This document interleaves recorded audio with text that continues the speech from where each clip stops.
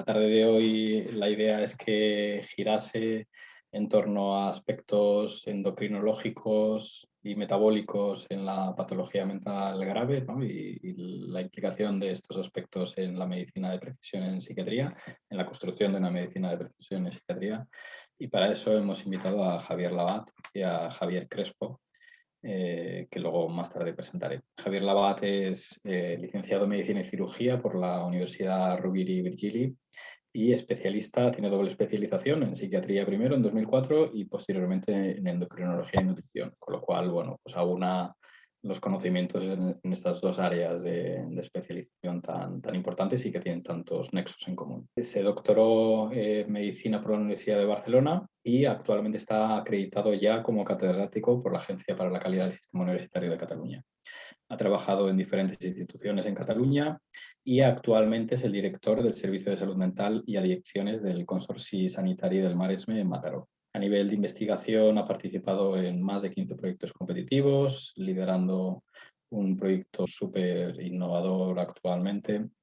Y son proyectos de investigación centrados principalmente en biomarcadores en trastornos psicóticos, de los cuales ha publicado más de 130 artículos. Su temática principal de investigación es la psiconeuroendocrinología en los trastornos mentales severos y de hecho es el coordinador del grupo de trabajo en psiconeuroendocrinología de la Sociedad Catalana de Psiquiatría. Así que nada, Javier, Xavi, muchísimas gracias por estar hoy con nosotros. Primero, gracias por la invitación. Me parece muy interesante el curso que habéis montado. Creo que además tiene un gran nivel. He mirado un poco el programa y creo que está muy bien. Y nada, además porque bueno, voy a poder hablar de un tema que es el que realmente bueno, he realizado más también a nivel de investigación, que es un poco pues el tema de la relación entre las hormonas y la conducta, sobre todo aplicada en trastornos psicóticos. Comenzaré, bueno, primero los conflictos de interés, un poco para que ¿no? Veáis la diapositiva, y ya entraré un poco a hablar dentro del papel de las hormonas de los trastornos psicóticos. Lo que he estructurado la charla es en cuatro partes. Una primera, el eje hipotálamo pituitario adrenal, sobre todo hablaremos del cortisol, pero bueno, es uno de los sistemas hormonales más estudiados en el tema en relación con la psicosis. La prolactina, las hormonas sexuales, también el papel de los estrógenos y las hormonas tiroideas. Aquí hablaré un poquito, ya estas partes serán un poco menores en cuanto a dedicación. Sobre todo me centraré más que nada, sobre todo con el puntero láser, sobre todo en las dos primeras partes en las que desarrollaré un poco más con detalle, que también son las que hemos investigado más nuestro grupo, ¿no? ¿Qué es importante a nivel del eje hipotálamo pituitario adrenal? Pues indicar que se estimula o hay un trigger muchas veces por lo que es la ansiedad o lo que es un estrés, ¿no? Muchas veces psicológico, también puede ser físico, donde hay conexiones con la amígdala que a nivel y el núcleo paraventricular del hipotálamo se secreta CRH.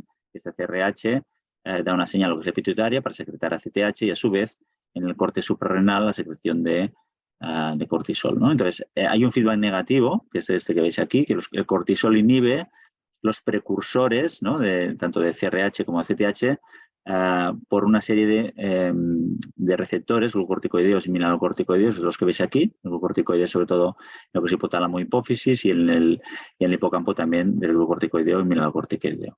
Y eso es como una regulación de cuando aumentan los niveles de cortisol, pues se inhiben los precursores y es un poco como un freno de mano, para que os hagáis un poco la idea. Es importante conocer que los glucocorticoideos tienen una baja afinidad por el cortisol, pero hay muchos, y entonces tienen una alta capacitancia, pueden activarse sobre todo en situaciones donde el cortisol es más elevado y son más importantes, sobre todo por la mañana y en situaciones donde hay elevados situaciones con estrés. Y mineralocorticoides tienen una baja afinidad una alta afinidad por el cortisol, pero hay menos y entonces se activan cuando el cortisol es más bajo, sobre todo más importante por la noche. Es importante también conocer que la secreción del cortisol es un proceso dinámico, existen unos ritmos circadianos, como podéis ver aquí. Los niveles son más altos por la mañana y más bajos por la noche, y también hay una respuesta fisiológica al despertar, que básicamente lo que hace es que a los 30 minutos todo el mundo aumentamos el nivel de cortisol y luego disminuye, es como un pico, ¿no? Entonces, esto es importante en dos aspectos. Uno, que lo fisiológico es tener un CAR que aumenta, el cortisol awakening response que aumenta, y una pendiente negativa. Lo patológico sería tener esto más bien todo aplanado o una pendiente también más aplanada. Eso serían alteraciones más patológicas, ¿no? Bueno, hay muchas revisiones, pero a nivel de la desregulación del eje en esquizofrenia sí que sabemos que existe una hiperactividad del eje en personas con esquizofrenia, en población naïf que nunca recibe tratamiento antipsicótico, tiene niveles de cortisol más altos. Sabemos que cuando se les administra antipsicóticos mejoran síntomas psicóticos y aquellos que responden también mejoran también los niveles de cortisol. Conocemos que hay fármacos, ¿no?, que dopaminérgicos que exacerban la psicosis, que además, cuando miramos qué pasa a nivel del eje, pues también aumentan la actividad del eje. Y luego, incluso cuando se han mirado cerebros de pacientes con esquizofrenia, se han visto que hay una regulación a la baja de receptores de glucorticoideos, ¿no? Y este es un poco el esquema que plantea cómo el estrés psicosocial, ¿no?, activaría, ¿no?, el eje hipotálamo-pituitario adrenal, como hemos visto antes, pues conexiones con la amígdala, y que a su vez activaría sistemas subcorticales más de la dopamina, y que a nivel de la vía mesolímbica pues tendríamos un paciente que tendría un riesgo de tener síntomas psicóticos, ¿no? Y esto también hay aspectos como el estrés prenatal que por impacto en el nivel del hipocampo pues también puede regular, como hemos visto que el hipocampo había receptores mineralocorticoides que regulaban el eje, ¿no? Entonces, todo ese es el modelo de diátesis estrés que se ha ido un poco desarrollando más y más actualizado, un poco ya que ya plantea que el estrés puede ser muchas veces también a nivel prenatal, ¿no?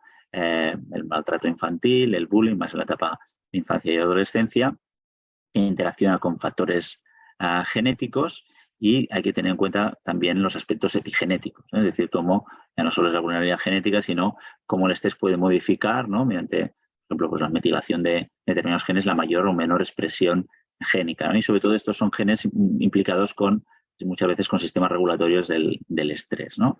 Este es el modelo clásico, que a nivel de in vivo, quizá el primer estudio que lo plantea de demostrarlo es este, que es un estudio bastante interesante del grupo de Romina Mizrahi en Canadá, y básicamente lo que hacen es, como puedes ver, una muestra de estados mentales de alto riesgo con esquizofrenia y controles sanos, le hacen un PET scan, y dentro del PET scan les inducen pues estrés mediante una tarea aritmética estresante que es el MIST, que fundamentalmente lo que hacen es que si te equivocas, pues dicen, te has equivocado, entonces esto genera una situación de estrés, y la tarea control sería hacerla otro día sin tener ningún este estrés o este feedback verbal negativo, ¿no? Esa sería la tarea control. Entonces se obtuvieron también muestras de cortisol en saliva, muestras de saliva para determinar el cortisol durante la sesión del escáner, ¿no? Y aquí lo que podéis ver es el displacement de la dopamina de la diferencia entre la tarea estresante y la tarea control, ¿no? Entonces lo que podéis ver es como en control son estos que son rojos, en color naranja son los clinical high risk, los estados mentales de alto riesgo, población de riesgo en psicosis, y en el color amarillo son esquizofrenia. Y lo que podéis ver es que existe un aumento de secreción de dopamina, porque eso es un PET scan que se centra sobre todo con un ligando dopaminérgico, miran la secreción de un poco de dopamina en el estriado, y se puede ver que en los controles no hay diferencia, los controles no aumentan más lo que es la secreción de dopamina, pero en cambio sí que en los clinical high risk y en la esquizofrenia. Y cuando se mira que si existe una relación entre cortisol y dopamina, pues así es. Aquellos que aumentan mayor secreción de cortisol también liberan más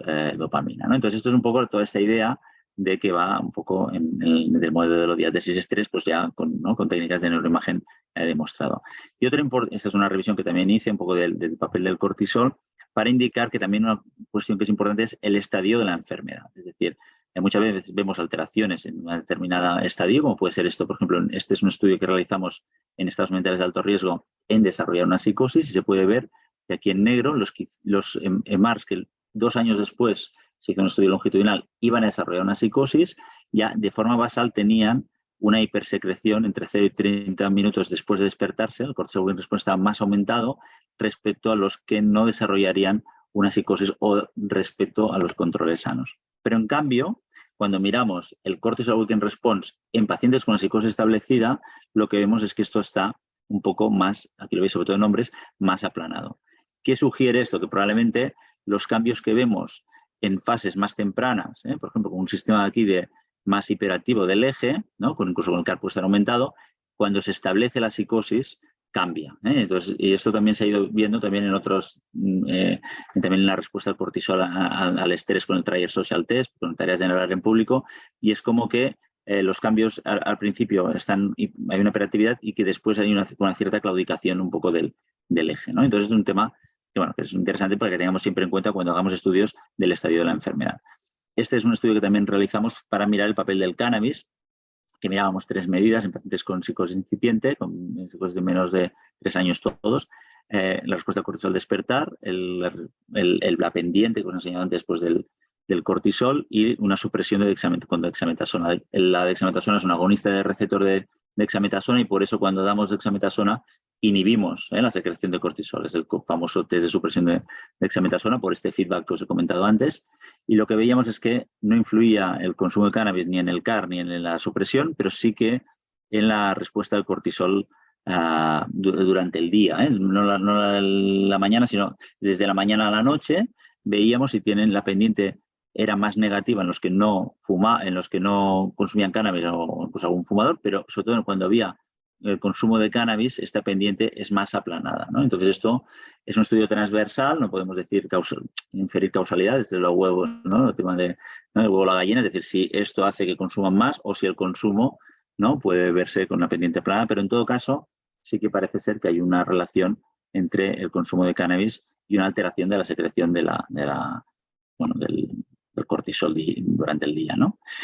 Hablando un poco también de los corticoides, es importante hablar de aspectos neurotóxicos, ¿no? Y esto también tiene relación con estos receptores que os he comentado, tanto glucocorticoides como mineralocorticoides están distribuidos en diferentes regiones. Sobre todo los glucocorticoides están tanto en la amígdala como en el hipocampo y el córtex prefrontal, que son unas regiones que son importantes también por procesos cognitivos, sobre todo más el córtex prefrontal en la planificación y el control, relacionados con el estrés, sobre todo. En la amígdala se encarga más con aspectos emocionales y el hipocampo más aspectos más contextuales. Entonces, hemos comentado antes que la amígdala tendría un sistema de trigger, de inicio, de activación del eje HPA, y el hipocampo tendría un efecto más inhibitorio por esta participación en el feedback negativo.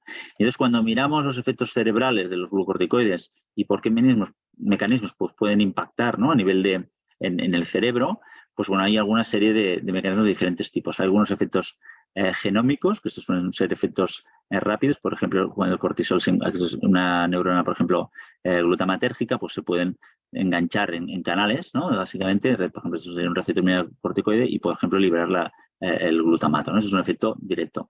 El efecto genómico, que dura un poco más, entre segundos a minutos, este cortisol se juntaría, por ejemplo, en un receptor que a nivel, por ejemplo, intranuclear, se engancharían en regiones de genes, ¿no?, donde tienen sistemas de respuesta a esta combinación, ¿no?, de glucocorticoide con el receptor del cortisol, y esto hace que se exprese más un gen. Si es un gen, por ejemplo, implicado en un neurotransmisor, pues se secretará más o menos, ¿no? Entonces, otro aspecto también importante es sobre la relación que hay también entre el estrés y los corticoides y aspectos neurotróficos y neurotoxicidad, que hay como una morfología también en U. Entonces, el cortisol un poco a veces a dosis bajas puede facilitar la sinaptogénesis, pero cuando se mantiene a dosis más altas o en intensidad o en tiempo, sobre todo, en lo que al principio ¿no?, es un efecto facilitador de la sinaptogénesis, después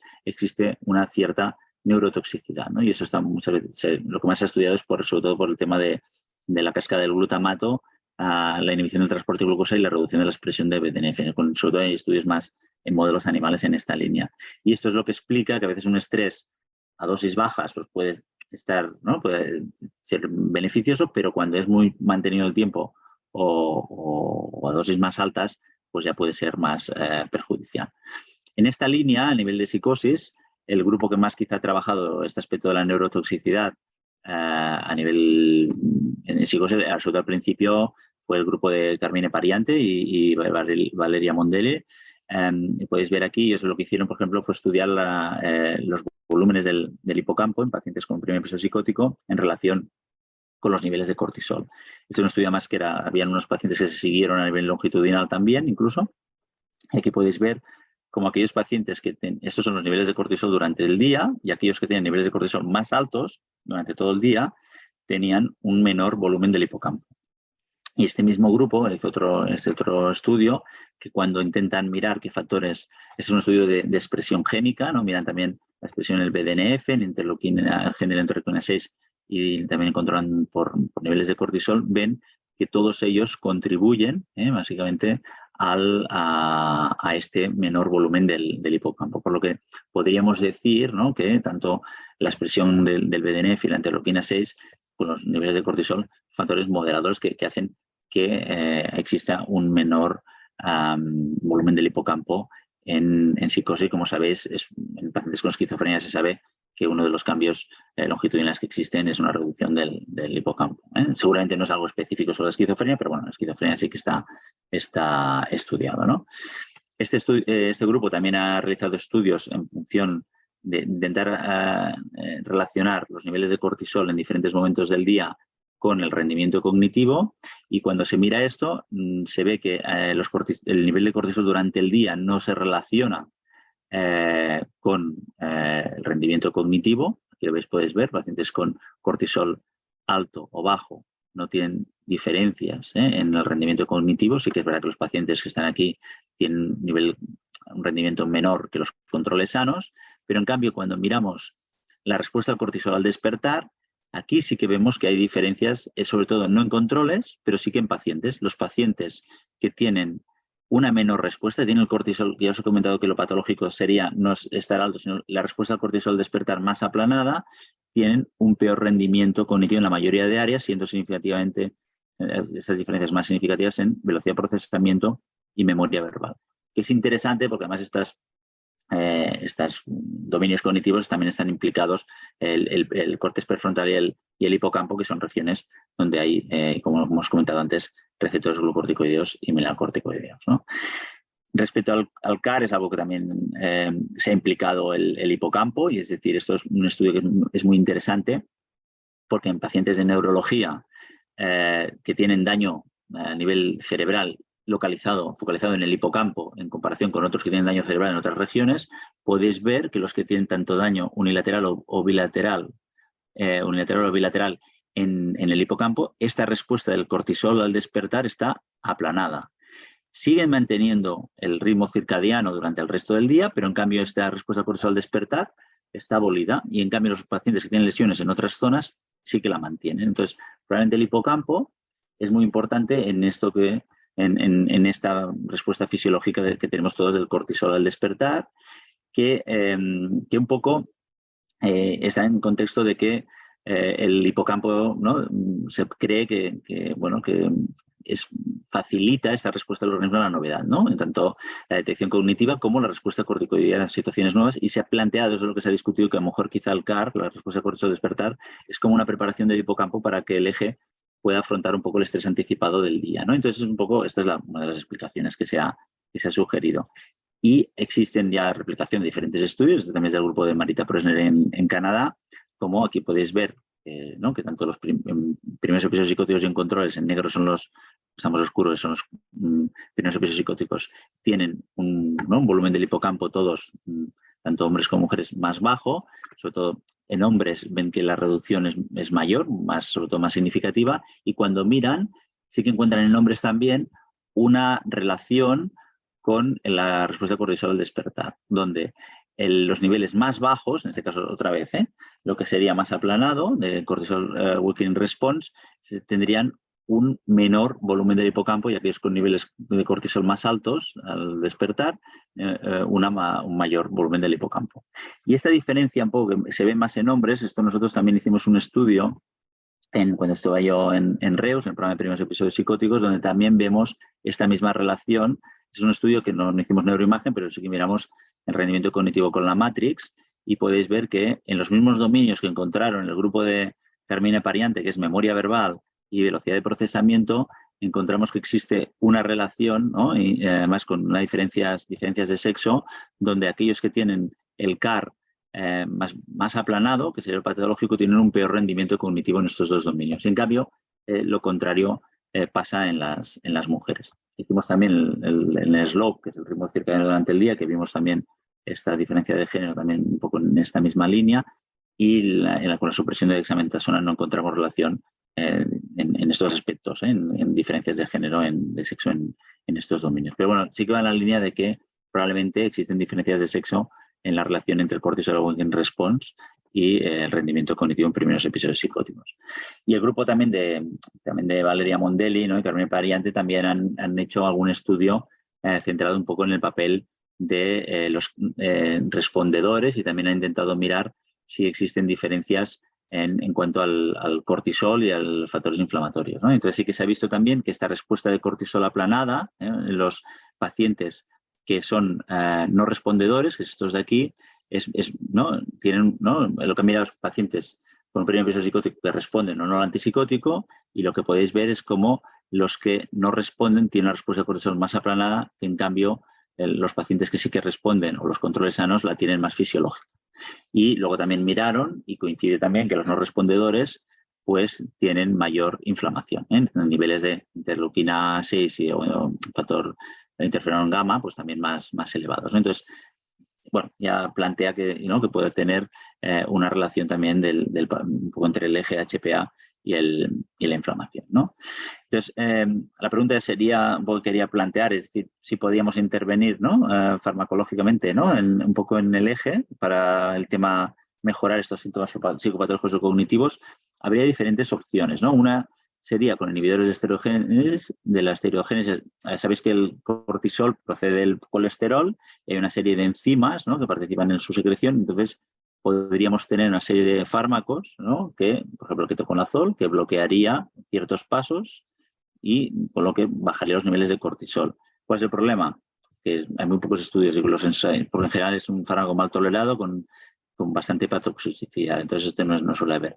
La DEA, ¿no?, también es un andrógeno con efecto antiglucorticoideo, que también hay algún estudio que se ha hecho, pero quizá los que más se han estudiado es los antagonistas de receptores glucorticoideos, que es la mifepristona, que, como veis aquí, pues bueno, bloquea esta unión, ¿no?, la mifepristona, esta unión del cortisol al receptor glucorticoideo. Entonces, esto es un poco lo que se ha planteado. ¿Cuál es el problema de la mifepristona?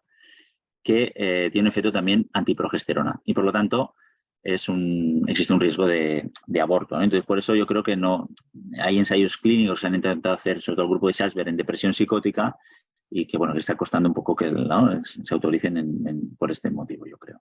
Esta es una revisión que hicimos un poco en el grupo de la Sociedad Catalana de Psiquiatría del grupo NECAT.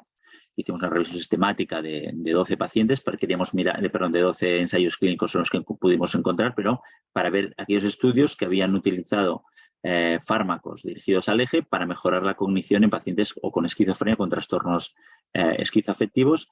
Y aquí un poco para que veáis el resumen, ¿no? Es decir, dentro de receptores de los antagonistas de receptores glucorticoideos, pues tenemos 2 ensayos con mifepristona, que sobre todo en pacientes con trastorno bipolar, los dos, parece ser que han encontrado algunos beneficios. Estamos hablando siempre de ensayos clínicos, randomizados, doble ciego, esto en todos los estudios que veis aquí. Entonces, y bueno, en cambio, en este otro mismo grupo, en esquizofrenia, no encontró una mejoría, ¿no? Ya podéis ver que, por ejemplo, que en los inhibidores que os he comentado ya hay muchos menos de ketoconazol, son estudios muchas veces también antiguos porque se tolera bastante mal, y del DEA es un poco, pues bueno, hay de todos, ¿eh? Hay algunos que sí que sugieren que podrían mejorar, otros no tanto. Sí que hay algún estudio que incluso sugiere que podrían mejorar más en los que con ciertos niveles, es decir, de cortisol. Bueno, esto digamos que no está, quizá de todos yo me quedaría más seguramente con los de mifepristona. Quiero ahora pasar a la prolactina, que es otra hormona que también aumenta en situaciones de estrés y que creo que también empieza a haber bastante evidencia del papel en trastornos psicóticos. Primero, recordar, la prolactina se secreta en las células autotropas. La célula autotropa es una célula donde de forma espontánea secreta prolactina. Y de hecho, en modelos animales, a veces un modelo animal de hiperprolactinemia es quitarle la hipófisis a una rata, ponerle el abdomen de otra rata, y entonces es un modelo de hiperprolactinemia porque de forma espontánea empieza a secretar prolactina. Y hay un factor fundamental en el control de esa secreción, que es la dopamina, que es un factor inhibitorio. Por lo tanto, siempre que damos antipsicóticos, son antagonistas de 2, el precio que pagamos muchas veces es que al bloquear ¿no? Receptores dopaminérgicos en esta vía, nos aumenta la prolactina. Podría aumentar la prolactina pues, por una estimulación, por ejemplo, por el TRH, eso sería el hipotiroidismo. Podemos tener insuficiencia renal, con lo que el clínica estaría disminuido y también aumentaría la prolactina. Podemos tener un tumor aquí que produjera prolactina, pero sobre todo lo más importante en psiquiatría es que los antagonistas de 2 bloquean y aumentan la prolactina. Y por eso también el aripiprazol, que luego veremos, es un agonista parcial y por eso puede mejorar los niveles de prolactina y es incluso una estrategia para mejorar la prolactina. ¿Qué es importante también para hablar de la consecuencia? Es qué es lo que pasa cuando la prolactina aumenta.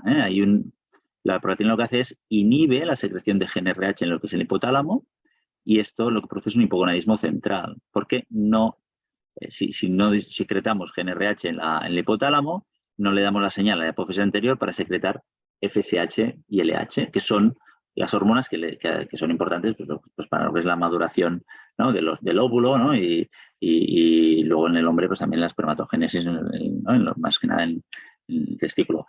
Entonces, si realmente tenemos una situación de hipogonadismo, ¿qué pasa? Pues en ese ovario que estaría en reposo, que no secreta estrógenos, entonces tenemos un problema donde esta menorrea mantenida conlleva un riesgo de osteoporosis, porque al no tener estrógenos endógenos, una mujer que esté muchos meses o años sin secretar estrógenos es un riesgo de tener osteoporosis en el futuro. Otras complicaciones, pues bueno, la galactorrea, ¿no? La ginecomastia, la disfunción eréctil o disminución de la libido. Entonces, esto es importante tener en cuenta que este es el mecanismo, el por qué el riesgo de osteoporosis, sobre todo, es por este hipogonadismo central y que evidentemente no se secretan esteroides sexuales por culpa de la prolactina elevada, ¿no? ¿Qué pasa en psicosis? ¿No? Pues empieza ya a haber bastante evidencia, este es uno de los grupos que trabajaron más al principio, en cómo los pacientes con un primer episodio psicótico o un estado mental de alto riesgo, por ejemplo, NAIF, es el grupo de Anita Richard-Rosler en Basilea, ella vio que más o menos un 20-30% de estos pacientes tienen niveles de prolactina más altos y son pacientes naif que nunca han llevado tratamiento antipsicótico. Vemos que las mujeres tienen niveles más altos que los hombres, que es algo que ya se sabe, pero bueno, sí que es verdad que hay una serie de pacientes que ya tienen hiperprolactinemia. Y eso también ha sido replicado por otros grupos. Este es un grupo de Clemente García Rizo en su tesis, sobre todo también vio que hay una serie de pacientes con un primer episodio psicótico también naif que tienen niveles de prolactina más altos respecto a los controles. Esto es algo bastante replicado. Este es un metaanálisis también que podéis ver con diferentes estudios y tanto en hombres como en mujeres existe un aumento de la prolactina y todos estos son estudios en población naif, es decir, población que nunca había recibido tratamiento antipsicótico. Cuando nos preguntamos el por qué pasa esto, porque tenemos un nivel de la prolactina, después hay una serie de hipótesis que os explicaré. Pero antes de pasar a esta discusión de los mecanismos, sí que quería también comentar este estudio que hicimos cuando estuve en Reus, que era de estados mentales de alto riesgo. Quisimos evaluar qué es lo que pasaba a nivel de seguimiento, a nivel basal en la prolactina. Si podían predecir los niveles de basales aquellos estados mentales de alto riesgo, ultra high risk, que desarrollan una psicosis o no. Y lo que podéis ver aquí claramente es que el grupo de ultra high risk, en los EMARS, que hicieron una transición a psicosis, a nivel basal ya tenía niveles de prolactina más altos. Y el grupo que no acabaría haciendo una psicosis tiene niveles de prolactina muy similares al grupo de controles sanos. Entonces esto, pues bueno, es interesante porque la mayoría de estos pacientes ya no llevan antipsicóticos, incluso excluyeron 2 o 3 que podían llevar antipsicóticos y decir que es algo que es independiente del antipsicótico. Incluso quisimos ajustar por eventos estresantes, por albúmina, que había un factor inverso de protector, y lo que vimos es que aún así pues había una relación, ¿no?, positiva, es decir, que los niveles de proteína más altos estaban asociados con el riesgo de transición. En cuanto al por qué pasa, o qué hipótesis podrían ser, es una revisión la misma de antes del cortisol, que también hablé un poco habló también de la prolactina, pues habría como 4 hipótesis, un poco que tampoco entraré muy en detalles, pero bueno, pues sobre todo para discutir un poco, ¿no? Entonces, la primera podría ser que pueda ser un epifenómeno, es decir, que aunque nosotros estamos viendo que el estrés puede aumentar la prolactina, pero realmente el mecanismo no sea la prolactina. El estrés aumenta la prolactina y aumenta el cortisol, sea que el efecto sea de los glucocorticoides. Nosotros vemos la prolactina alta, pero realmente el mecanismo podría ser por la vía del eje HPA. Otra hipótesis sería que los pacientes con un primer episodio psicótico tengan alterados los mecanismos de regulación de la secreción de prolactina. Y sobre todo aquí la dopamina tendría un factor más inhibitorio y factores que se llaman PRF, que son Prolactin Releasing Factors, serían más estimuladores, y que ahí está uno de los más utilizados, sobre todo es el ATRH. Sobre todo es uno de los. Entonces se pueden hacer pruebas desde laboratorio, test dinámicos para ver, y de hecho ya hay algún estudio que sugiere que sí, que los pacientes con un primer episodio psicótico, con esquizofrenia, pues sin tomar medicación, tienen esta regulación alterada. Luego podría ser un efecto también proinflamatorio. Se sabe que en el fondo la prolactina tiene un efecto proinflamatorio, un efecto más ¿no? a nivel de relación con el sistema inmune, y este podría ser quizá una vía, es decir, ¿no? que la prolactina aumentada estimule el efecto ¿no? en el sistema inmune y que esto podría hacer, mediante la inflamación central, un riesgo de psicosis. Y otra hipótesis podría ser el efecto mediado por la afectación cognitiva debido a la hiperprolactinemia. Y eso es una línea que luego sí que desarrollo un poco más porque hemos estado nosotros también trabajando en este tema y bueno, quiero centrarme un poco también porque creo que es un tema interesante.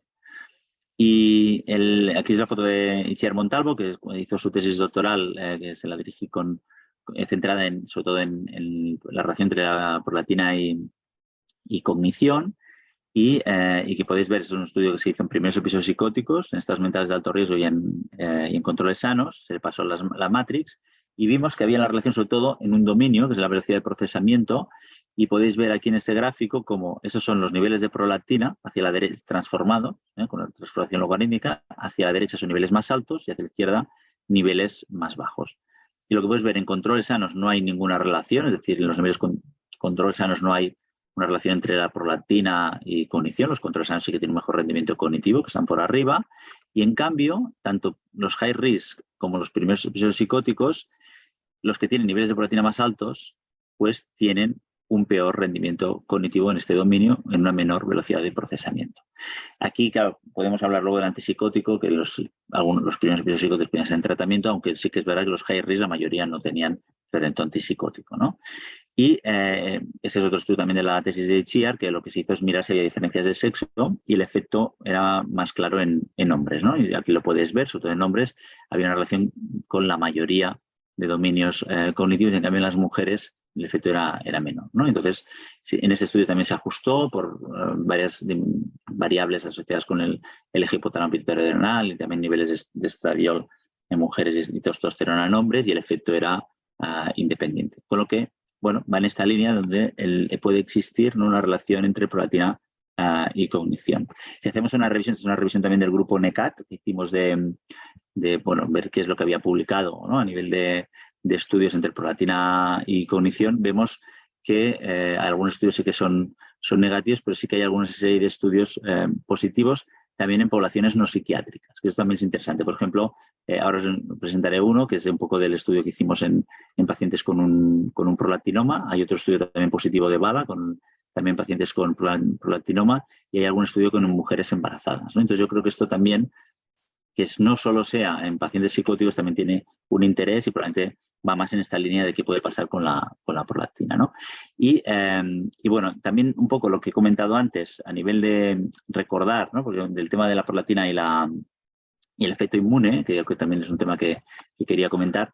Bueno, es un estudio que también que tuve la suerte de colaborar con Javier Vázquez, y que veáis cómo realmente, ¿no?, la prolactina tenía una asociación positiva con diferentes parámetros metabólicos, pero yo lo traigo aquí sobre todo porque hay una asociación positiva con la proteína C reactiva, ¿no? Entonces, que tengamos en cuenta donde no solo el tema, no está centrado en cognición, está más aspectos metabólicos, pero que podría ser también una posible vía en la relación con estos parámetros inflamatorios, ¿no? Y cuando hacemos un poco el planteamiento del tratamiento de estrategias de tratamiento farmacológico, bueno, pues tenemos un poco comentar que esto es una revisión sistemática que hicimos también en Schizophrenia Research porque hace un par de años. Hay diferentes estrategias. Una de ellas que se habla mucho, que es el tema de hacer switch de aripiprazol. Es una estrategia que, como veis, está menos estudiada que alguna otra estrategia como la adición de aripiprazol, por ejemplo. Y también la adición de aripiprazol sí que es la más estudiada, y pudimos hacer un metaanálisis. Es una estrategia útil, ¿no?, para cuando tenemos un paciente con prolactina elevada, poder bajar, ¿no?, hacer que haya una reducción de la misma, ¿no? Y bueno, en principio bueno, para que lo tengáis un poco también, ¿no?, en cuenta. Yendo un poco a lo que es al eje hipotálamo pituitario gonadal, que es un poco ya de hormonas sexuales, quería, bueno, aquí está un poco diapositiva, lo que intenta reflejar es recordar, más que nada, que lo que es ese es a nivel longitudinal, cuando aparece un poco lo que es la pubertad, es cuando viene muchas veces lo que es ¿no?, la menarquia, sobre todo en mujeres, ¿no? Entonces, y empieza a existir, ¿no?, esta pulsatilidad y estos ciclos, ¿no?, del HFSH, donde aparece la menstruación y donde se empieza a secretar un poco lo que es niveles pues bueno, de estradiol en este caso, cuando vas teniendo la menstruación, y luego llega un poco lo que es la menopausia, y que es cuando ya los niveles de FSH que disminuyen. En el hombre es un poquito más, ¿no?, somos un poco más sencillos en esto, ¿no? Simplemente va aumentando, al final la FSH, cuando vaya bajando la testosterona, pues es cuando se invierten las hormonas de la GnRH. Y recordar esto también un poco, donde que en el ciclo menstrual en la mujer hay la fase, sobre todo, ¿no?, la folicular es la primera fase donde predomina sobre todo el estradiol, y la fase luteal pues también hay una bajada un poco de los niveles de estradiol, y es una fase donde aumenta lo que es la progesterona. Bueno, aunque tampoco es fundamental esto para discutir todo, pero sí que tener en cuenta el papel de los estrógenos, que también juegan un papel en el neurotrofismo, en la neuroprotección, ¿no?, por mecanismos también un poco como hemos comentado antes en los corticoides, pues también el estradiol igual, ¿no?, por mecanismos genómicos y no genómicos, serían similares, básicamente también es un esteroide, ¿no?, al final el estrógeno son esteroides también sexuales, y se juntarían, ¿no?, se unirían a canales iónicos aquí y haría un efecto directo, más rápido, y también podrían hacer, como igual que el cortisol, unirse receptores, ¿no?, de membrana que pasan a nivel intranuclear, y en el núcleo también se juntan, también hay regiones propias de determinados genes que también facilitan que se expresen más o menos. Y eso es para que veáis aquí, por ejemplo, cómo los cambios que se producen, por ejemplo, en el ciclo menstrual, ¿no?, cómo van cambiando, y en la fase donde los niveles de estrógeno son más altos, en la fase folicular, como la densidad dendrítica es mayor, y como hemos visto, pues en la fase luteal, donde bajan un poco los niveles de estradiol y hay más progesterona, ¿no?, hay una bajada. Y eso también hay algunos estudios, no he querido traerlos, pero donde también el rendimiento cognitivo cambia en la mujer en la fase más folicular o en la fase luteal. Y probablemente esta fluctuación, ¿no?, de estrógenos, sobre todo en mujeres premenopáusicas, ¿no?, pues es lo que se explica que podría tener esta influencia también en algunos mecanismos a nivel cerebral y también a nivel de relación con procesos cognitivos. Respecto al desarrollo, ¿no?, de los estrógenos, y recordar, esta es una diapositiva que ya es seguro que la conocéis, de una revisión del INSEL, de un poco que habla del establecimiento de la esquizofrenia, donde es importante, ¿no?, las etapas donde aparecen síntomas prodrómicos y tempranos, muchas veces en la infancia, adolescencia, ¿no?, donde coinciden una serie de procesos, ¿no?, de mielinización. Pero yo lo quería comentar aquí, que un poco es interesante que también en mujeres aparece aquí más o menos la menarquia, y empieza a haber fluctuación de estrógenos, con lo que también es algo importante en cuanto al desarrollo, ¿no?, un poco al riesgo de desarrollar una psicosis. Y lo que sabemos es, hay toda una hipótesis estrogénica, ¿no?, que habla de cómo las mujeres tenían una edad de inicio más tardía, y se ha planteado que tienen los estrógenos un efecto protector. Entonces, también sabemos que las mujeres tienen mejor funcionamiento premórbido, tienen una mejor adaptación social, se sugiere que pueden tener una mayor resiliencia, ¿no?, que necesitan más eventos estresantes para desarrollar una psicosis que el hombre, y que incluso en las mujeres hay una mejor respuesta terapéutica, aunque eso quizá es más en las mujeres premenopáusicas que la mujer en la posmenopausia, ¿no? Entonces, todo esto va en esta línea de este factor protector de los estrógenos.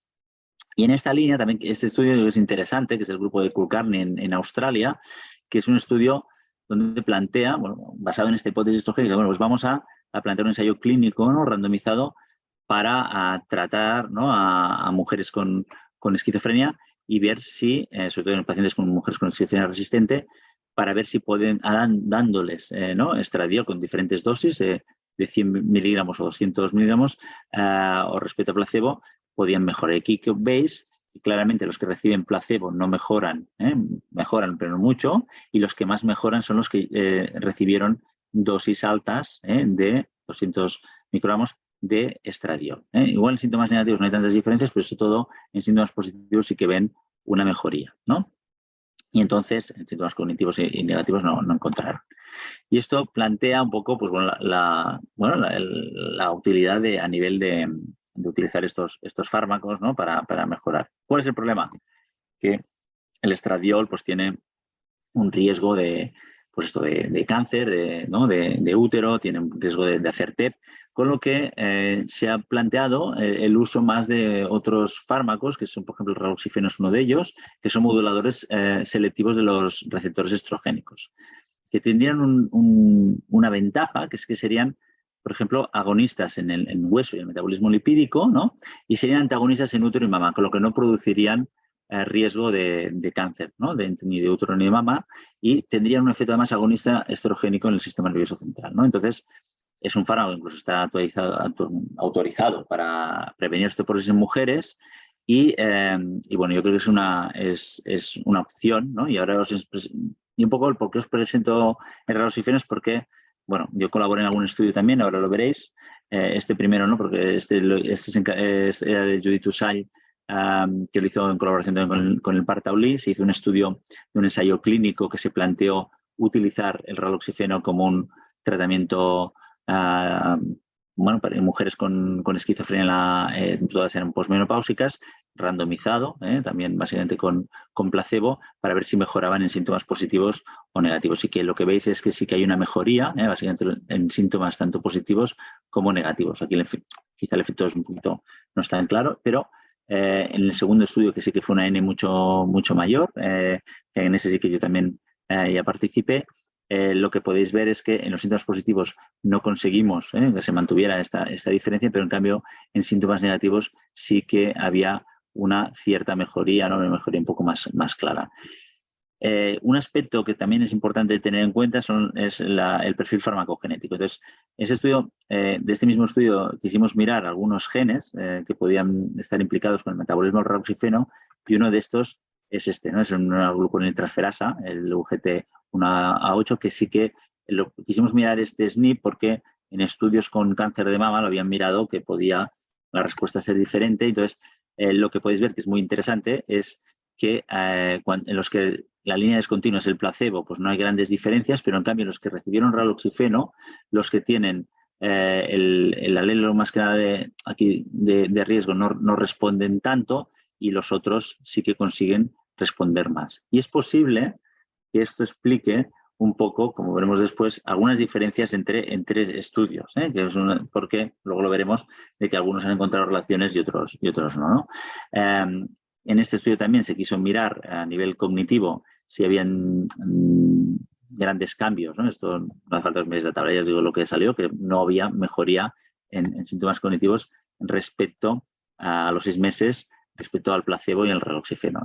Sí que había alguna, pero de forma global podemos decir que no había una mejoría en rendimiento cognitivo. Y de hecho, cuando miramos qué es lo que pasa a nivel de cognición, bueno, en este sí que fue otro estudio que era una muestra más pequeñita. En el de la muestra grande ya os he dicho que no.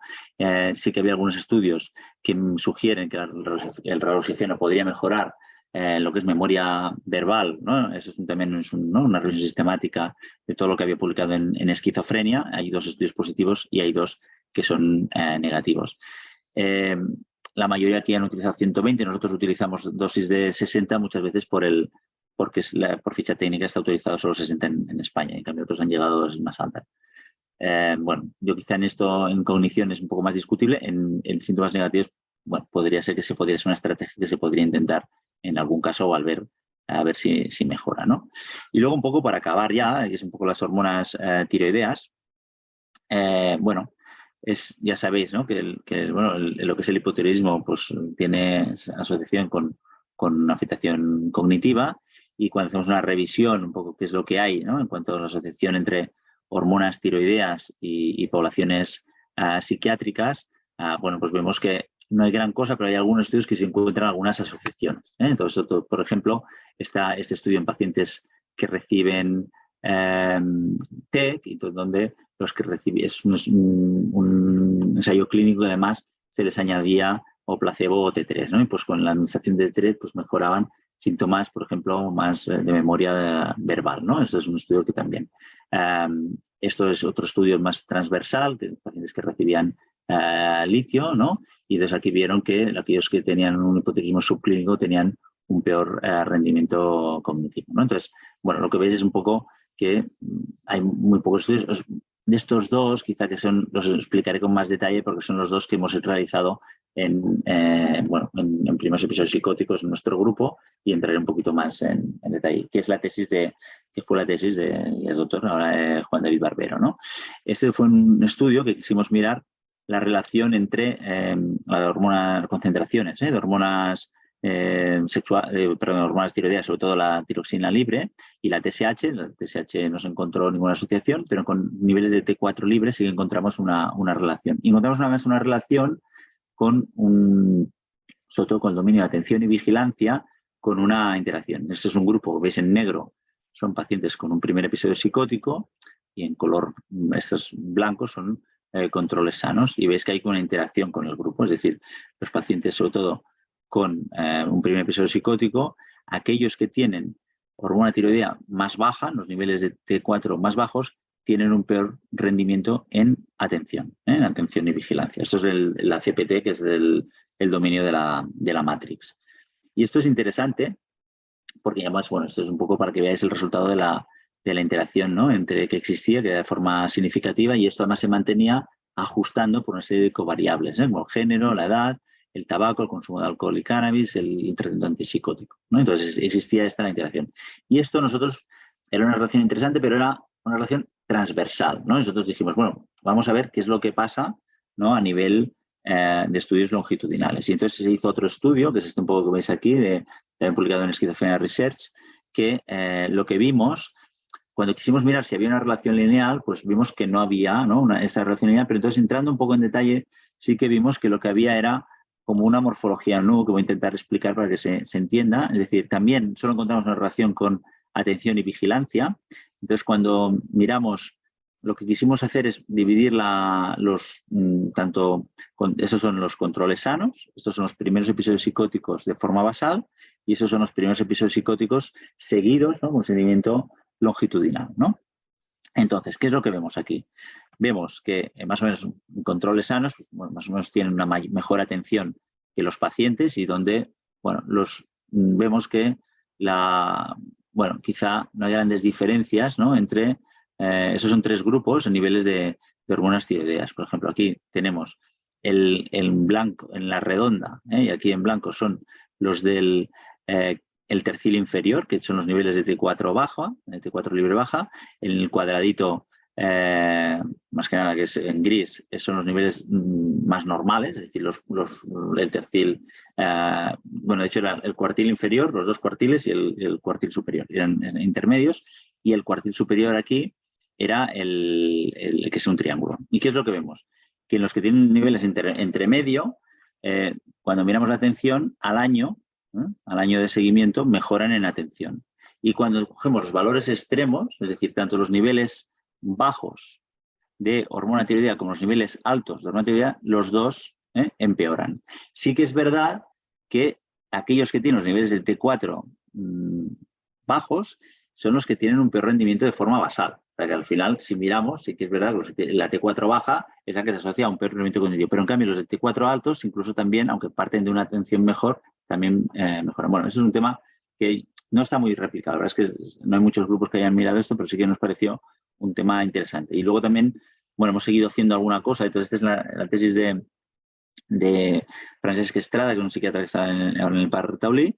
También, este es un ensayo clínico randomizado, también de una rehabilitación cognitiva en pacientes con psicosis incipiente, y que queríamos mirar la pregunta que nos queríamos hacer es si las hormonas tiroideas podían moderar la respuesta a una rehabilitación cognitiva en primeros episodios psicóticos, ¿no? Entonces, son pacientes del programa de primeros episodios psicóticos del Parc Taulí, y un poco, bueno, aquí para que veáis, ¿no?, las características sociodemográficas. Fue un estudio piloto, que tampoco tenía una ley muy grande, pero son 14 que recibieron rehabilitación cognitiva y 14 tratamiento as usual. Entonces aquí veis un poco, pues bueno, pues ves que son pacientes jóvenes, ¿no? Que tienen, esto es un poco el nivel, no había diferencias en el nivel educativo, no había diferencias en el consumo de cannabis, de tabaco. Sí que había una diferencia de TSH que lo ajustamos todo evidentemente por el TSH, y en niveles de T4 libre pues no había diferencias, ¿no?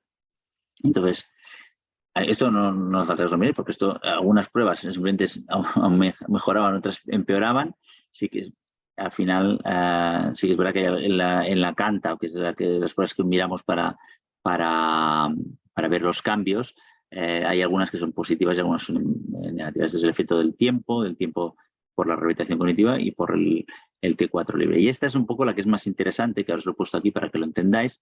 Sí que vimos que había una interacción en un dominio, además, y el dominio interesantemente es la RVPA, que es también de atención sostenida. Entonces, más que nada, al final, todo va un poco en la línea del mismo dominio. Incluso es interesante porque el otro era la prueba con la Matrix y esto es con otra prueba cognitiva que es la Cantar, ¿no? ¿Y qué vimos? Que en pacientes que reciben, ¿no? la rehabilitación cognitiva, ¿no? Aquellos que tenían, ¿no? Esto es de forma basal y eso es a los 3 meses, ¿no? Entonces aquí vemos que los que tenían un nivel de T4 más bajo, que sí que hicimos la mediana, no responden tanto, en la T4 libre baja no responden tanto a nivel cognitivo, es decir, a los 3 meses de tratamiento después de la rehabilitación cognitiva no mejoran atención. Y en cambio, los que tienen niveles de hormona tiroidea más altos sí que mejoran, ¿no? El treatment as usual era un poquito diferente, pero sí que bueno, nos parece interesante este aspecto porque quizá va en esta línea donde, ¿no? Pues las hormonas tiroideas pueden moderar la respuesta, ¿no? Una rehabilitación cognitiva. No deja de ser un estudio piloto, no hay muchos estudios que lo hayan replicado y por lo tanto, bueno, evidentemente hay que hacer más estudios, ¿no? Pero para concluir ya, ¿no? Hemos visto que el modelo diátesis-estrés sugiere que el GHPA contribuye, ¿no? al riesgo de desencadenar una psicosis en personas vulnerables, que el estrés crónico y el cortisol, sobre todo, parece que pueden jugar un papel, ¿no? en el volumen del hipocampo en psicosis, con este efecto neurotóxico que hemos comentado y que contribuyen también a la resistencia terapéutica y peor rendimiento, ¿no? en estas poblaciones clínicas. Respecto a la prolactina, ¿no? Que hemos comentado que la prolactina es habitualmente secundaria al tratamiento antipsicótico por este bloqueo, ¿no? Más que nada por ese efecto de antagonismo de 2 al nivel fundibular, pero tengamos en cuenta que también existe una prolactina aumentada en pacientes naïf, con un primer episodio psicótico, que muchas veces no han recibido tratamiento antipsicótico, y que, bueno, esta línea es un poco la que nuestro grupo está trabajando, que quizá podría contribuir a un peor rendimiento cognitivo en los trastornos psicóticos. Después, en cuanto a los moduladores de receptores estrogénicos, podría considerarse el uso, por ejemplo, sobre todo de raloxifeno para mejorar sintomatología negativa en algunas mujeres con esquizofrenia, ¿no? Aunque a nivel de síntomas cognitivos quizás son más inconsistentes los resultados y que a nivel de hormonas tiroideas, pues bueno, en nuestro grupo sí que hemos trabajado un poco y que parece que podrían asociarse a algunos dominios relacionados sobre todo con la atención en fases iniciales y que podría moderar una respuesta a una terapia de rehabilitación cognitiva. Y bueno, muchas gracias. Y nada, ahora pues, espero que os haya entendido y que podamos hacer preguntas o lo que queráis. Muchísimas gracias por tu presentación, que ha sido muy interesante. Mientras se va animando la audiencia para hacerte preguntas, yo te quiero hacer una pregunta a modo de conclusión, ¿no? Nos has presentado diferentes ejes de hormonas, el eje de corticoides, por otro lado la prolactina, por otro lado hormonas tiroideas. En el futuro, ¿tú vislumbras una situación en la que el perfil hormonal pueda aportarnos algo de información o nos permita estratificar por tipo de pacientes, ¿no? Al principio decías que en función de cómo esté la curva de respuesta al corticoide, ¿no? Pues matutino, si está más aplanado o no, se asocia a peor respuesta o a resistencia incluso o a peor perfil cognitivo. Pero son marcadores mediadores, intermedios, podrán servir como señales de alarma o ni siquiera llegaremos a ese nivel y simplemente nos tienen que servir como generación de hipótesis para mecanismos fisiopatológicos o incluso para nuevas moléculas. Pues el problema del eje, yo creo que el eje empieza a ser algunos marcadores, tipo respuesta cortisol al despertar. Sí que si lo vas mirando a lo mejor en tema de un fenotipo muy concreto, por ejemplo, a lo mejor cognición sí que es bastante consistente. En respuesta terapéutica quizá no hay tanto. Y luego también el problema de la respuesta cortisol al despertar es que los estudios del eje, realmente la metodología de los mismos es un poco más compleja, porque coger que un paciente te haga la curva de despertar es que tienes que darle unos salivets, tienes que, ¿no? Es muy de investigación por esto, porque le tienes que dar los salivets, se lo tiene que hacer en su casa. Muchas veces le pides que se lo hagan 2 días consecutivos, luego, entonces, no es una prueba fácil, ¿no? Es decir, que tú digas, oye, estoy aquí en la consulta, le pido esto, y entonces esto ahí, no lo sé. Entonces, quizá, no lo sé, si quizá a lo mejor... y bueno, y ya sabes que tenemos un poco también el esquizomis en esta línea, a lo mejor ir a buscar combinación de biomarcadores con técnicas más a lo mejor de Machine Learning o de Big Data y sobre todo cómo interaccionan, quizás es una de las, sobre todo para lo que es la analítica plasmática.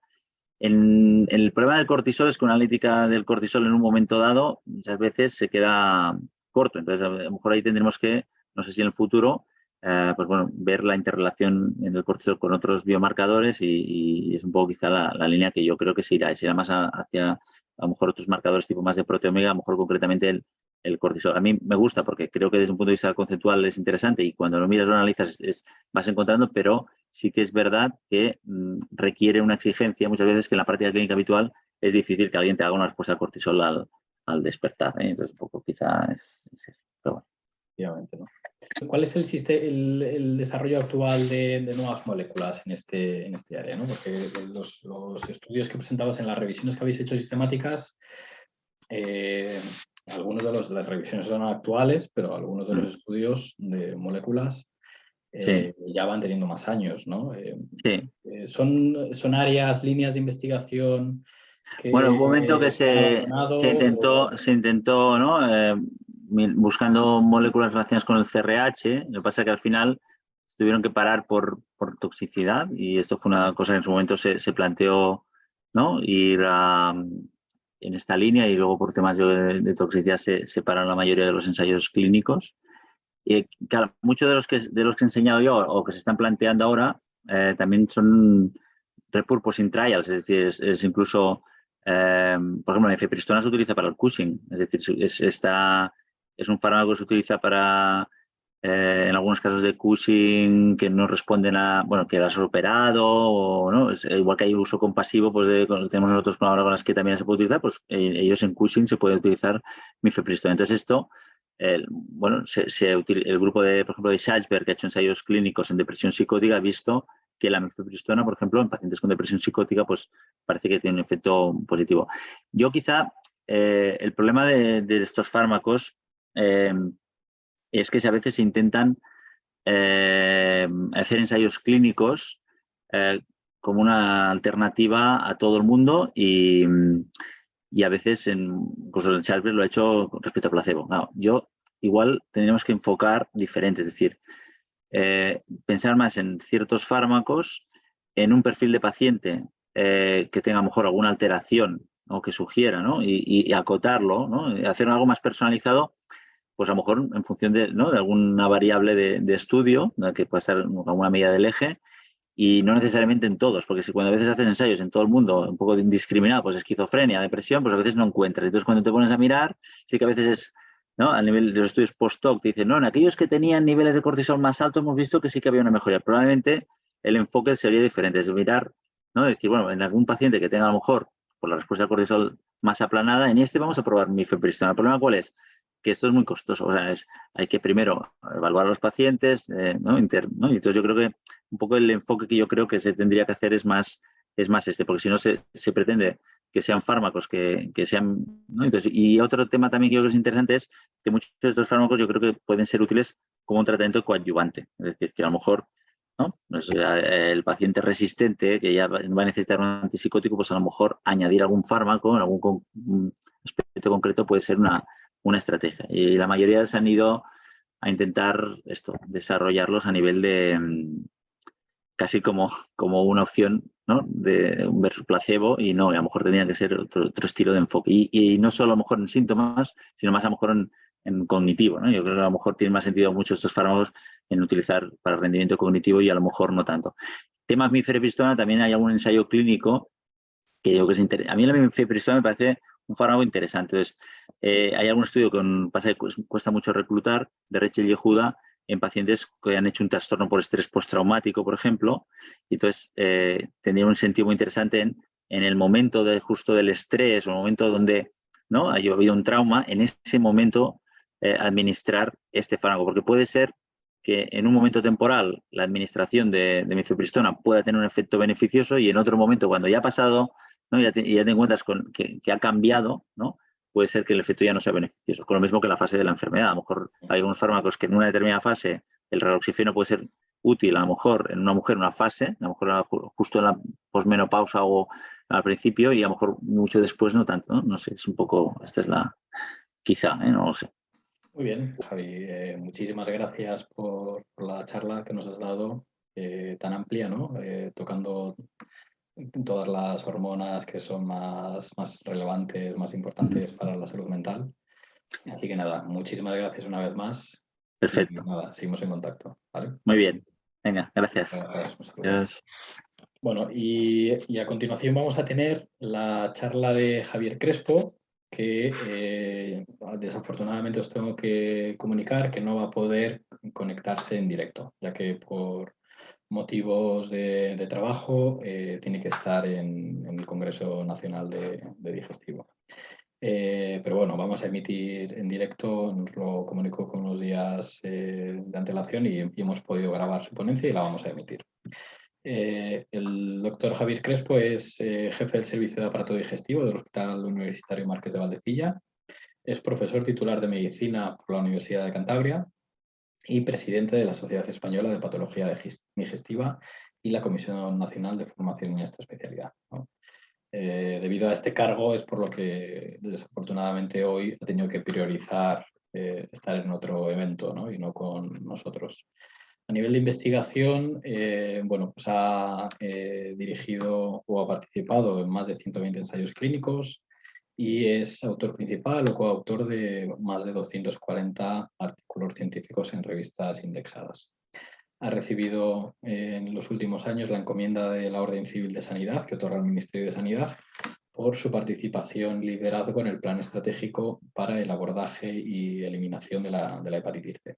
Pasamos a emitir la presentación del profesor Javier Crespo. Muy buenas tardes a todos y perdón por daros esta charla enlatada, pero no puedo estar con vosotros en directo. Bueno, en primer lugar me gustaría dar las gracias, como no, al profesor Javier Vázquez por esta magnífica iniciativa de hacer un fórum de investigación clínica y medicina transracional en salud mental, ¿no? Una búsqueda de una medicina de precisión, de la mejor medicina posible en los enfermos con diferentes trastornos mentales. Muchísimas gracias por tu amabilísima invitación, Javier. Yo voy a hablaros de un aspecto, como bien dice su nombre, un aspecto realmente controvertido o muy iniciático, incluso podríamos decir que es si existen o no trastornos neurocognitivos asociados a una enfermedad que está de moda, que afecta a una parte muy importante de nuestra población, la esteatosis hepática metabólica. Y, como digo, un aspecto controvertido. De hecho, el título Realidad o Ficción nos da una idea clara de cuál es la importancia o el estado en el que se encuentra el conocimiento en estos momentos. Para hablar de este tópico vamos a plantear el tema en 4 o 5 aspectos. Primero vamos a hablar del concepto de esteatosis hepática metabólica. En segundo lugar, de la enfermedad que afecta o que puede afectar al cerebro en los pacientes con esteatosis hepática metabólica. Fundamentalmente hablaremos del deterioro neurocognitivo y unas pinceladas de la demencia. Daremos también unas pequeñas pinceladas de algunos mecanismos fisiopatológicos que pudieran explicar estas alteraciones mentales en los pacientes con una esteatosis hepática metabólica. Y finalmente, y de una forma diferente, porque es un aspecto totalmente diferente a los anteriores, hablaremos de enfermedad hepática metabólica y psicosis. O mejor, quizás el orden sea más psicosis y enfermedad hepática metabólica. Bueno, la enfermedad hepática metabólica se caracteriza por el depósito de ácidos grasos libres triglicéridos y colesterol en el citoplasma del hepatocito, preferentemente en forma de macroglóbular, sin consumo de alcohol y no asociado a otras enfermedades hepáticas. Como veis perfectamente en esta, o creo que se ve perfectamente en esta diapositiva, si empezamos por la parte izquierda del slide, por la parte izquierda de la diapositiva, vemos la fase inicial de esta enfermedad, que está caracterizada por el depósito de grandes gotas de grasa. Esto sería una sola gota de grasa, la que meto el puntero, una sola gota de grasa, dentro del citoplasma del hepatocito, que aplasta totalmente, se ve un puntito negro que aplasta totalmente al núcleo y desplaza el núcleo del hepatocito. No hay inflamación. En ocasiones se sigue de inflamación. Aquí se ve un claro núcleo inflamatorio en el lobulillo hepático, es decir, una forma de, ya sería grasa más inflamación, esteato, hepatitis, que si sigue evolucionando iría hacia la fibrosis. En color azul se ven perfectamente los tractos fibrosos que delimitan los espacios el espacio de Dice, los hepatocitos, disecan los hepatocitos y con el paso del tiempo podría llegar a producirse una cirrosis hepática. Y esta, digamos, que es el concepto histológico de la enfermedad. Pero como digo, al ser un concepto histológico, tiene un límite en el diagnóstico de la enfermedad motivada por la práctica de biopsias hepáticas, y esto dificulta mucho el diagnóstico en la práctica clínica. Y por lo tanto se ha avanzado de este concepto que hemos visto antes histológico hacia un concepto clínico, de tal forma que hablamos de esteatosis hepática metabólica cuando en el hígado, en el hepatocito, vemos grasa, pero no desde el punto de vista histológico. Desde el punto de vista histológico, o por ecografía, o por TAC, o por resonancia, o incluso por biomarcadores. Y si esta grasa coincide con que el sujeto es obeso o tiene un marcado sobrepeso, o bien es diabético, dos enfermedades que se caracterizan por un estado inflamatorio sistémico de bajo grado, ya tendríamos el diagnóstico de MAFLD, es decir, extraordinariamente sencillo. Vemos un paciente diabético en la consulta, diabético en la consulta, y que además en la ecografía nos dicen que tiene un hígado brillante, que tiene esteatosis, pues ya tienen MAFLD.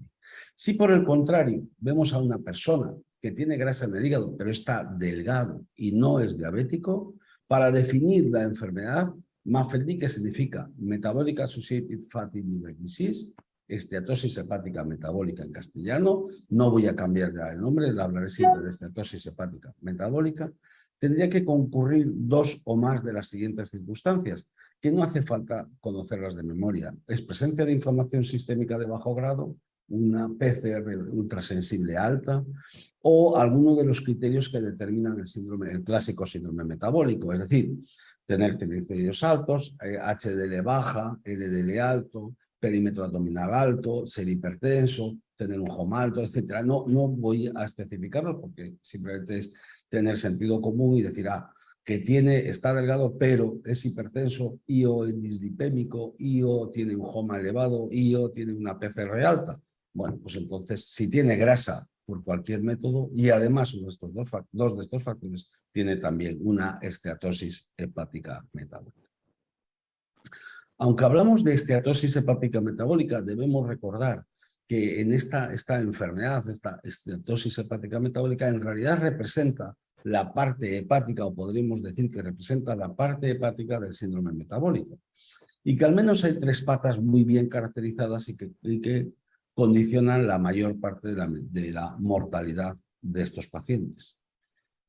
Los sujetos con esta enfermedad hepática tienen una elevada incidencia de enfermedad cardiovascular, claramente mayor que la población general, doble en la población general, y por lo tanto es la principal causa de muerte en los sujetos con esteatosis hepática es la cardiovascular.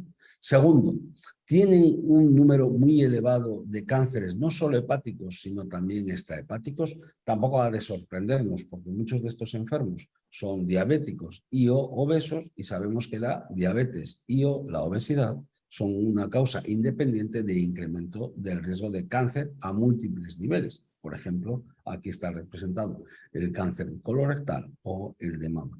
Y además, como no, los enfermos que tienen esteatosis hepática metabólica tienen riesgo de fallecer por una cirrosis hepática o por un hepatocarcinoma. Dos complicaciones que están íntimamente ligadas a una enfermedad hepática avanzada.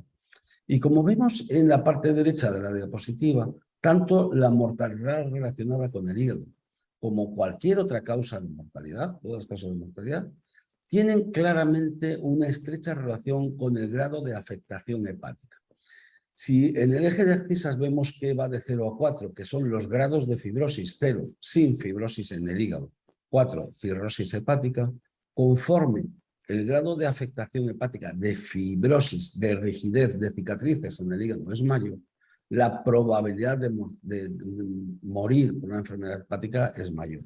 Pero también es mayor la probabilidad de morir por una enfermedad no hepática. Por lo tanto, y nos quedamos con un dato que yo creo que es importante. Esteatosis hepática metabólica sí es importante, pero lo importante es el grado de lo más importante, perdón, o el factor de más impacto en el pronóstico es el grado de fibrosis. Pero claro, este cuadro clínico que diría parcialmente, no estaría totalmente dibujado si no añadimos al menos la manifestación de la que vamos a hablar hoy, ¿no? El deterioro cerebral que pueden tener asociados estos pacientes. Es cierto que esta es una enfermedad extraordinariamente frecuente, afecta al 25% de la población adulta en el mundo occidental. Por lo tanto, ya tenemos una primera idea clara de que sacar conclusiones sobre el nivel de asociación de esta enfermedad con una determinada enfermedad va a ser muy complicado porque la altísima probabilidad de padecer esta enfermedad se va a interseccionar, se va a juntar perdón, con la altísima probabilidad de tener una diabetes mellitus o de tener una obesidad, etc. Pero además, fijaros que si hablamos de sujetos diabéticos, particularmente hombres y particularmente mayores de 50 años, la inmensa mayoría van a tener una enfermedad, una esteatosis hepática metabólica. Por lo tanto, va a ser difícil llegar a establecer una relación clara entre una enfermedad tan prevalente como es el NAS, como es la esteatosis hepática metabólica y cualquier otra enfermedad, porque siempre va a haber un número de confundidores, de factores de confusión muy elevado. Sea como fuere, y no vamos a explicar esta diapositiva en su totalidad, sino que lo iremos haciendo a lo largo de la presentación, sea como fuere, la esteatosis hepática metabólica, que aquí la llamamos NAFLD o NAS, es una diapositiva un poco antigua, fijaros que es de hace 2 años, y ya digo que es un poco antigua, se ha asociado a diferentes enfermedades cerebrales, desde la depresión hasta la atrofia cerebral, pasando por alteraciones cognitivas, incluso enfermedad de Alzheimer o demencia, fundamentalmente demencia no Alzheimer, que estaríamos hablando de una demencia cerebrovascular. Vamos a hablar fundamentalmente de deterioro neurocognitivo, un poco de demencia de Alzheimer o demencia multiinfarto y más tarde de algo que no tiene relación, que no viene en esta diapositiva, está en extensa, que es de psicosis. Bueno, como introducción, he de decir que hace ya cierto tiempo que se conoce que existe una relación entre la enfermedad mental y la enfermedad hepática, de tal forma que sabemos que aquellos sujetos que tienen una fibrosis avanzada o de cualquier etiología, aunque aquí ponemos NAFLD, podría ser de cualquier etiología, tienen una probabilidad mayor de tener un deterioro cognitivo. Es decir, que sí existe una relación positiva entre enfermedad hepática avanzada, determinada por un incremento de la fibrosis y probabilidad de tener un deterioro cognitivo. También se sabe desde hace cierto tiempo, no mucho, pero son publicaciones todas recientes desde hace cierto tiempo, que aquellas personas, que aquellos sujetos diagnosticados de prácticamente cualquier enfermedad mental crónica tienen un incremento de la probabilidad de sufrir un hepatocarcinoma. Y quizás no lo saben porque este no es un foro de hepatólogos, pero el hepatocarcinoma es un tumor que casi acontece de forma exclusiva, no totalmente, pero casi de forma exclusiva en sujetos que tienen una enfermedad crónica avanzada, fundamentalmente en sujetos cirróticos.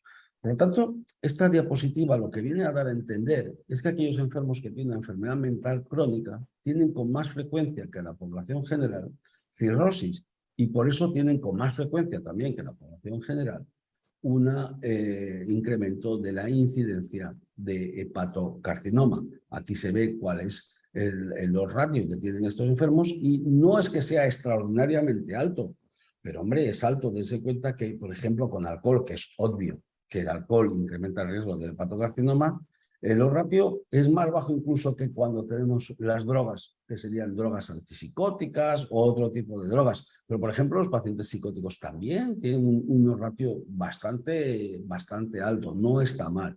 Es decir, son una probabilidad de tener un 65% más de probabilidades de tener un hepatocarcinoma que población general. Por lo tanto, existe cierta relación. Y además, si en esta diapositiva, que quizás no es fácil de ver sin explicación, pero con explicación es muy sencilla, aquí nos están haciendo un ranking de las causas más frecuentes de muerte en diferentes enfermedades hepáticas. En color verde clarito, en este color verde clarito, están las enfermedades hepáticas. Si yo les digo que en la población general las enfermedades hepáticas ocasionan la muerte, es la decimosegunda causa de muerte, enseguida uno ve que en los enfermos que tienen un trastorno mental aumenta mucho, pasa a ser la quinta, la tercera cuando es el alcohol, parece lógico, la sexta cuando son la toxicidad inducida por drogas, la quinta en psicóticos o la quinta en otro tipo de trastornos. Y por lo tanto vemos que existe un claro incremento de la representación de mortalidad por causa hepática en sujetos con trastornos mentales. Por lo tanto, datos previos, existe más mortalidad hepática en los enfermos mentales crónicos, existe más incidencia de hepatocarcinoma y existe cierta relación entre fibrosis y desarrollo de trastorno neurocognitivo. Vamos a pasar a datos concretos. Hace unos cuantos años, hace 6 años, se publica este importantísimo artículo en Neurology en el que valoran la capacidad cognitiva en diferentes grupos de pacientes que no tienen un consumo especial de alcohol y en los que se diagnostica, básicamente se diagnostican una esteatohepatitis metabólica, se llamaba de otra forma, pero una esteatosis metabólica, y a los que les aplican diferentes test neurocognitivos, test de reacción simple, la prueba de sustitución de dígitos de símbolos y la prueba de aprendizaje de dígitos en serie. Es verdad que probablemente los expertos nos dirían que estos son test no totalmente específicos, que se han desarrollado más para el diagnóstico precoz de la demencia que para el diagnóstico de daño o de discapacidad neurocognitiva, pero son los que tenemos y existe una cierta correlación. En este estudio, este es un estudio creo que chino, de población china, también un número muy importante de participantes, de 2.200, finalmente se incluyen 1.600 participantes, de los cuales un número significativo, el 48%, tenían datos de esteatosis hepática metabólica, y durante el periodo de seguimiento entre el 2015 y el 2019 se produjo un deterioro cognitivo en el 14% de los pacientes, un número significativamente alto. Y este deterioro cognitivo fue claramente más alto en los pacientes con esteatosis hepática metabólica, un 17%, que en los pacientes controles, un 11%. Es cierto que cuando miramos los datos, cómo se calculan estos datos, pues lo que se hace es un Mini-Mental Test, que probablemente es criticable, y que las diferencias entre el Mini-Mental Test en el 2015 y en el 2019 no son altísimas, pero sí son muy claramente significativas. Y por lo tanto esto sugiere que existe este deterioro, o existe una presunción de que el deterioro neurocognitivo pudiera estar asociado al NAFLD. Cuando se hace, ¿qué factores, además de la esteatosis hepática metabólica, son capaces de interaccionar o de inducir este deterioro neurocognitivo? Vemos algunas variables con una asociación en el límite, pero vemos una muy importante que a su vez es un factor de confusión terrible, que es la estenosis carotidial, la existencia de placas de ateroma. Claro, deterioro neurocognitivo y placas de ateroma nos llevan a pensar en una aterosclerosis severa, y una aterosclerosis severa nos lleva a pensar en el inicio de una demencia multiinfarto. Y es cierto que separar la esfera cardiovascular de la estenosis hepática metabólica a veces es difícil. Pero bueno, lo cierto es que en este trabajo, aunque la estenosis carotídea jugaba un papel críticamente importante, lo cierto es que NAFLD fue un predictor independiente de deterioro neurocognitivo. Y en esta otra serie de una población más próxima a nosotros, una población italiana, también vemos que cuando se analiza el deterioro cognitivo en función de la existencia de esteatosis hepática metabólica, en este caso determinada por el Fatty Liver Index, es decir, por un índice indirecto de esteatosis hepática, pero muy bien validado, aquellos sujetos que tienen esteatosis hepática con seguridad, que son los que tienen un Fatty Liver Index de más de 60, tienen una posibilidad de desarrollo de neurocognitivo claramente mayor que no lo tienen. Por lo tanto, otro dato que sostiene que la esteatosis hepática metabólica es capaz de inducir esta enfermedad o este deterioro neurocognitivo. Más recientemente, hace unos muy pocos meses, en enero de este año, se publica una revisión sistemática en la que, aunque empieza a ser muy inclusiva, con más de 1.800 publicaciones, finalmente se queda con unas muy pocas, 11 publicaciones de calidad, porque va excluyendo muchas por diferentes motivos, porque están duplicadas, en fin, básicamente porque están duplicadas o porque son datos que aportan muy poca evidencia científica o tienen problemas metodológicos severos. Y básicamente lo que concluye es que sí existe una asociación entre, no necesariamente causal, pero sí existe una asociación entre esteatosis hepática metabólica y trastornos neurocognitivos. Aunque, como ya les he adelantado antes, nuevamente critica que una parte muy importante de las herramientas que se han utilizado para el despistaje o para el estudio o para el cribado de los trastornos neurocognitivos son herramientas no específicamente diseñadas para este despistaje, sino que se han utilizado más para el diagnóstico de enfermedad mental. Hemos hablado de deterioro neurocognitivo, vamos a hablar unas palabras de demencia, la forma evidentemente muy importante de deterioro neurocognitivo.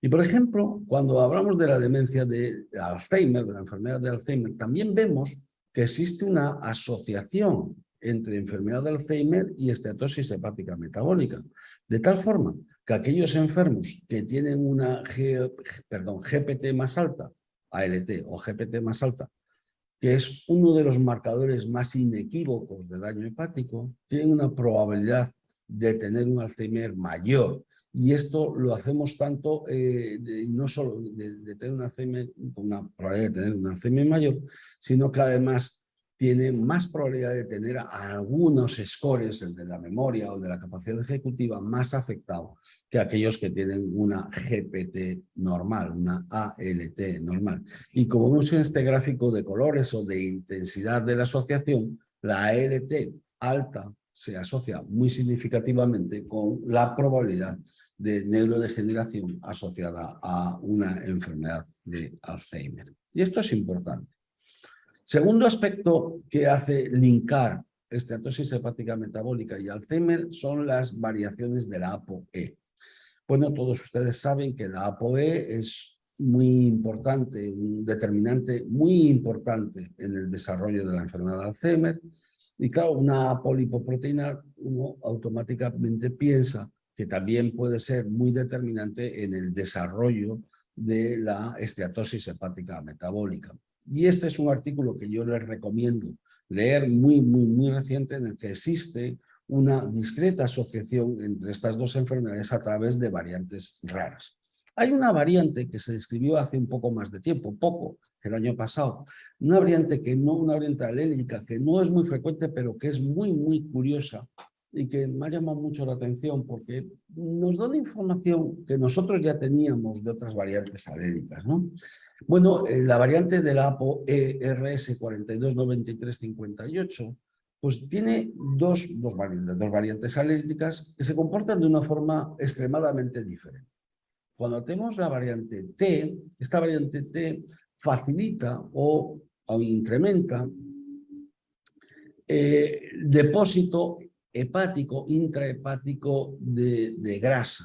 Es decir, facilita la captación de lipoproteína, de ApoE lipoproteína por parte del hígado, disminuye por lo tanto la concentración sérica de triglicéridos, LDH y colesterol, y por lo tanto incrementará notablemente la probabilidad de tener una mayor esteatosis hepática, puede incluso incrementar mucho la probabilidad de tener una cirrosis secundaria a la esteatosis hepática metabólica y cirrosis.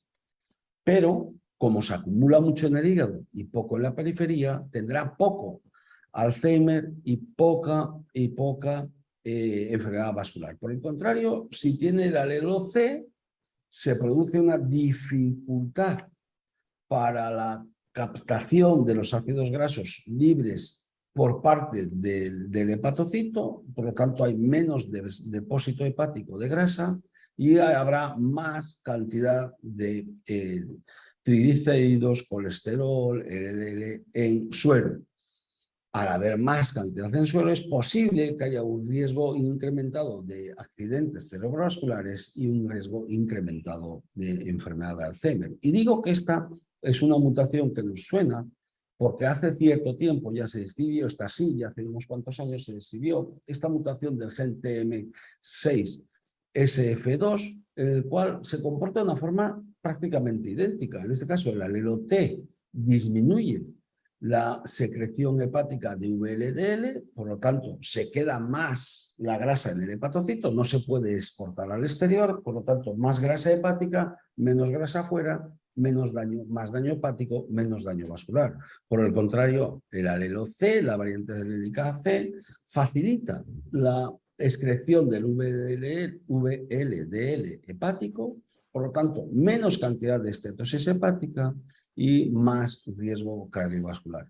Y esto explica algunas de las peculiaridades de una enfermedad metabólica altamente compleja, en el cual hay sujetos con una cantidad de grasa en el hígado no muy marcada, con una enorme repercusión extrahepática y viceversa, en sujetos con enormes cantidades de grasa dentro del hígado y una pequeña repercusión extrahepática.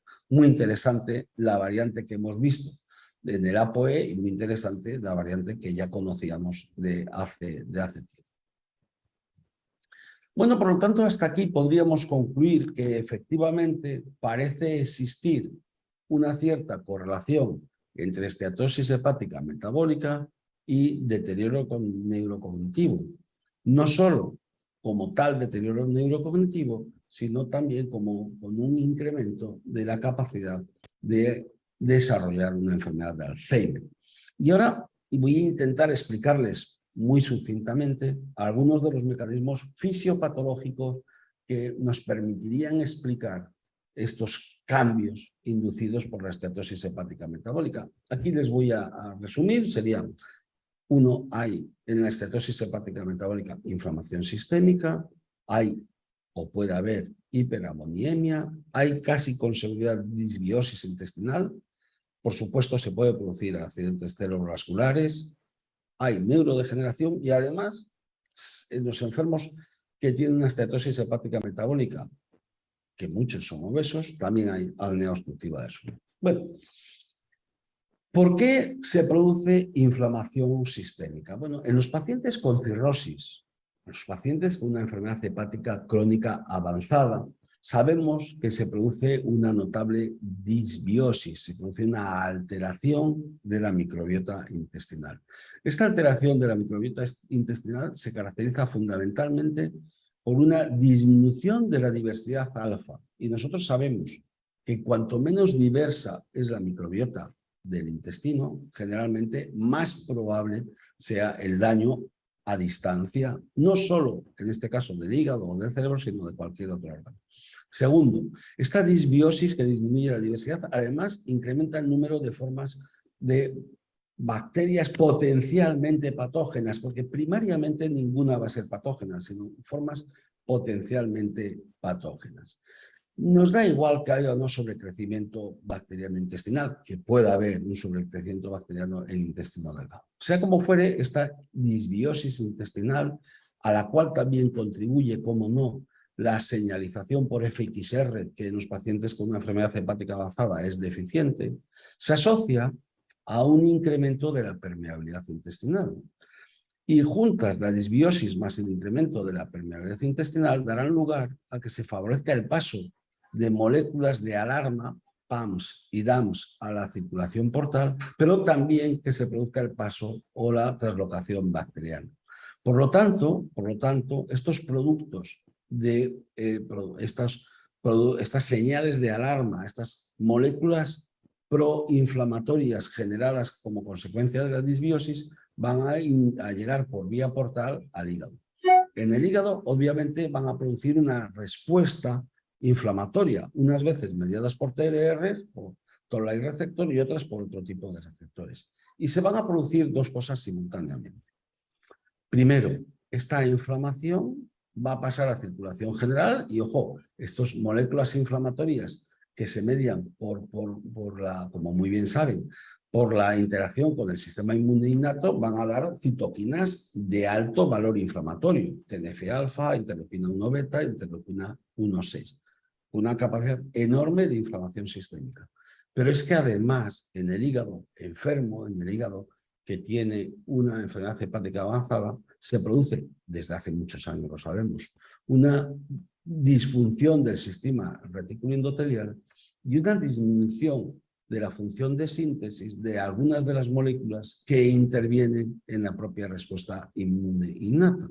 Y por lo tanto se produce un doble fenómeno. Por un lado, se produce una disfunción del sistema inmune innato asociado a la enfermedad hepática y por otro lado, una liberación de numerosas moléculas con capacidad proinflamatoria a la circulación sistémica, que entre otros sitios van a llegar, como no, a la barrera hematoencefálica, algunas de las cuales pueden sobrepasar esta barrera hematoencefálica y dar una activación de la microglía. Y esta activación de la microglía va a ser la que va a dar va a ocasionar una neuroinflamación mantenida y, entre otras cosas, aquí figura la depresión, de la que hasta ahora no hemos hablado, pero también va a producir otros fenómenos. Por lo tanto, un mecanismo fisiopatológico es la inflamación sistémica. Segundo mecanismo fisiopatológico, sin ninguna duda, seguro que se les ha ocurrido a todos, es la hiperamoniemia.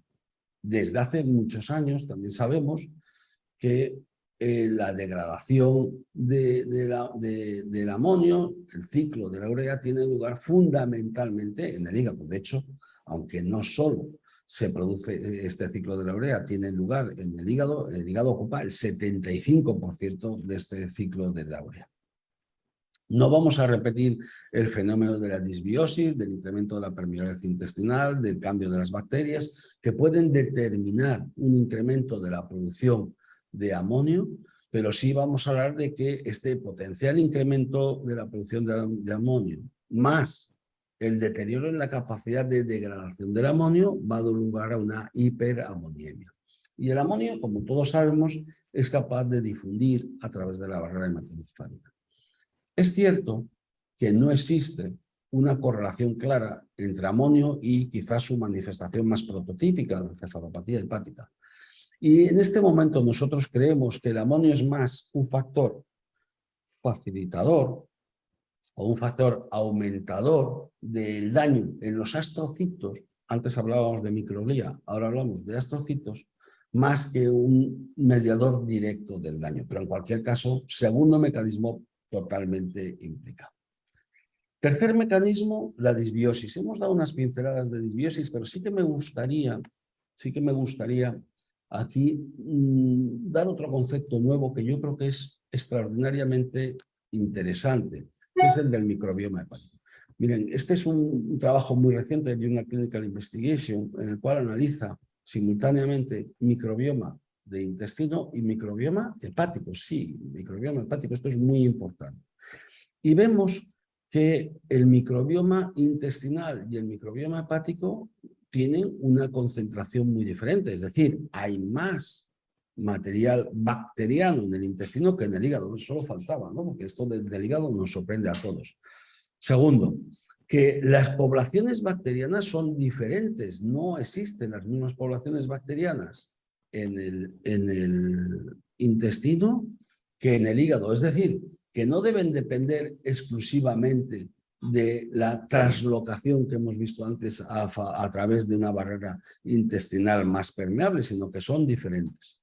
Y además, si nos fijamos, las bacterias que somos capaces de encontrar en el tejido hepático, en el sinusoide, en íntimo contacto con los hepatocitos, son proteobacterias capaces de producir alcohol, bacteroidetes capaces como la Porphyromonas gingivalis, que ya se ha demostrado capaz de producir esteatosis hepática metabólica en niños con una boca muy mal cuidada, en hombres infantiles, y el Firmicutes, que también se ha asociado con daño hepático. Por lo tanto, vemos dos cosas muy importantes. Una, existe un microbioma hepático propio. Dos, este microbioma hepático, al menos en los sujetos con esteatosis hepática metabólica, puede ser uno de los facilitadores, puede ser uno de los mediadores del daño hepático.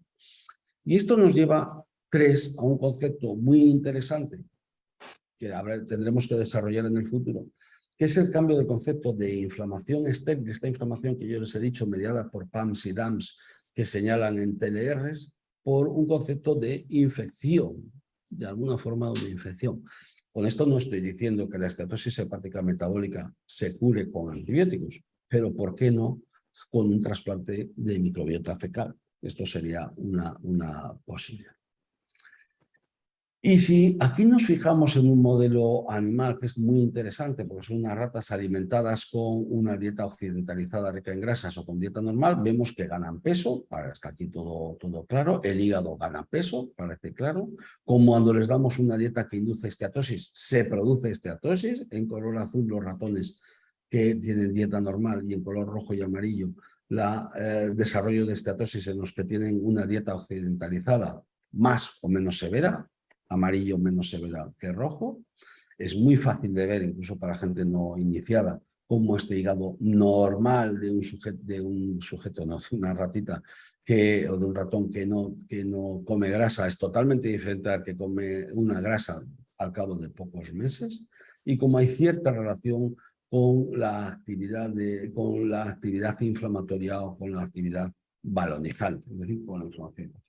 Pero lo que es más importante, y esto es muy, muy importante porque remeda lo que acabamos de ver, es que cuando damos una dieta occidentalizada con grasa, disminuye la diversidad alfa, disminuye las diferentes formas de bacteria. Esto es muy, muy importante.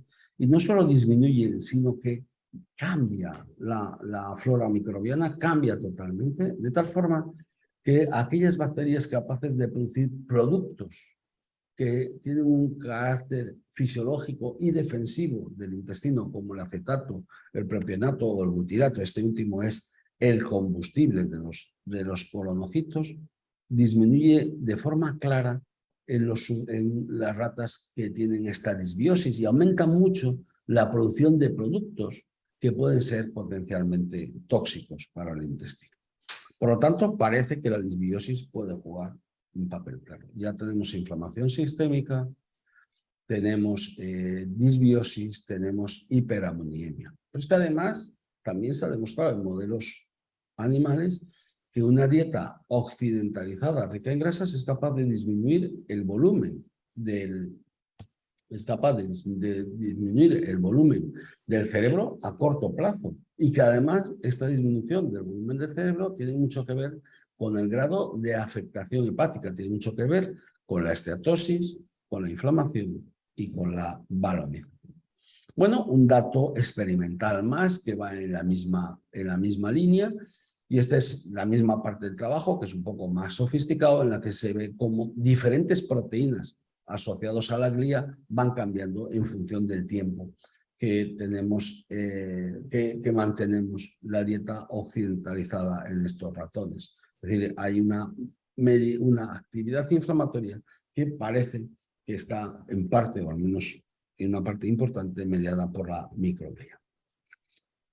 Bueno, es verdad que hasta ahora hemos visto todos los aspectos positivos de esta asociación, pero hay datos oscuros, ¿no? Quizás el dato más difícil de distinguir y que nos tocará en los siguientes años es separar este deterioro neurocognitivo asociado a esteatosis hepática metabólica del que está asociado a un deterioro vascular, a los factores de riesgo vascular que se sabe que se asocian a este deterioro cognitivo. Y es difícil porque la asociación entre esteatosis hepática metabólica y alteración vascular sistémica es muy complejo, están íntimamente, son dos enfermedades íntimamente ligadas y que va a ser difícil desligarlas. Intentaremos, pero va a ser difícil. Segundo, hay trabajos que dicen que no es verdad, que no existe un incremento de las alteraciones neurocognitivas en los sujetos con esteatosis hepática metabólica. Y este es un trabajo, creo que alemán,